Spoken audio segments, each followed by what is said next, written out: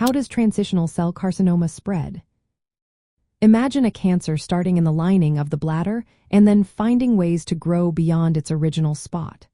That is what happens with transitional cell carcinoma, also called urothelial carcinoma. It can spread through several pathways, each important for understanding how the disease progresses. First, the cancer can invade the bladder while locally. It begins in the innermost lining, called the urothelium, and can grow deeper into the muscle layers and surrounding tissues.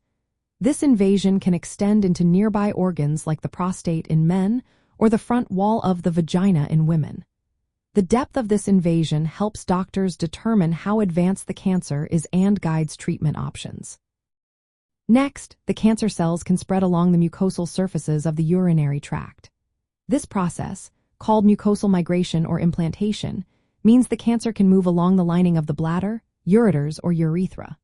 Sometimes, this leads to multiple tumors or flat high-grade cancers called carcinoma in situ that are confined to the mucosa. If not fully treated, these cancer cells can extend into nearby structures, such as the ureters or reproductive organs. Another major route is through the lymphatic system.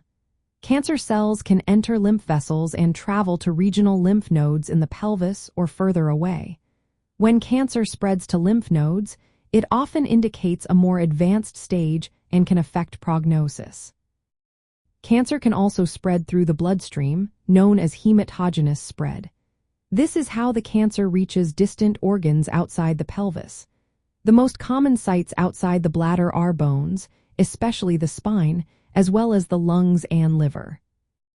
In some cases, the tumor may directly invade neighboring organs, such as the vagina or prostate, especially if the cancer is more aggressive. This direct extension can make treatment more complicated and worsen the outlook. There is also evidence that cancer cells shed into the urine can implant in other parts of the urinary tract.